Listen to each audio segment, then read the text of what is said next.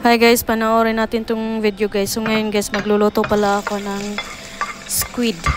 So una kong gagawin guys, magpiprito muna ako ng garlic, ginger at saka onions. Tapos ilagay na natin yung ginahiwa-hiwa na squid. Ayan, puting-puti po ito guys kasi binili ko lang ito sa store. Naka-frozen na po ito. At hinihiwa-hiwa na. Bihira ka lang makahanap ng buo na squid talaga dito guys. Puro frozen talaga guys.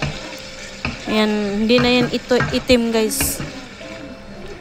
Never talaga ako nakakita dito na may itim. Ayan, naglagay din pala ako ng tomato sauce dito guys. Yan yung itsura guys. Ang ginamit ko pala guys is Hans tomato sauce.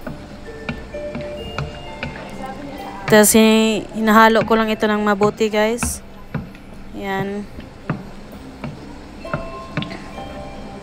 Haluin lang ito mabuti hanggang makulay yung lahat. Ayan, ngayon guys, maglagay tayo ng 1 teaspoon na salt, 1 teaspoon na black pepper, 2 teaspoon na soy sauce. Tapos halu-haluin lang natin guys. Ayan. Hanggang matunaw yung asin, yung pangtimpla natin. So ngayon, lagyan natin konti lang ng tubig.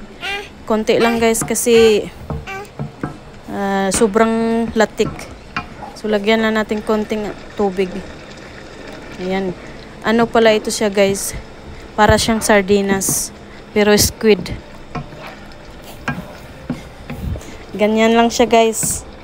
So ayan guys. So ngayon guys, yung itsura guys Ayan. Yan yung itsura guys. So ngayon guys, ilagay na natin sa bowl. Ayan. Luto na ito guys. O, diba? Squid na sardinas ito guys. Sarap-sarap kaya nito guys. So ngayon guys, titikman na natin. Ayan, o diba? Sardinas squid yan guys. Masarap. Try nyo to gawin guys. Madali lang talaga siya gawin. O diba? Ganyan yung style kaya kung gusto nyo maging masarap yung niluluto. Gawin nyo lang ganito. Pwede naman gumamit kayo ng fresh na tomato talaga. Ayan. Pero ang ginamit ko, dilata lang. Para mabilis. Kasi tunaw na yan eh. Diba? Ang sarap niya talaga guys. Try nyo to. Okay guys. Thank you for watching. Bye-bye. Ganyan lang.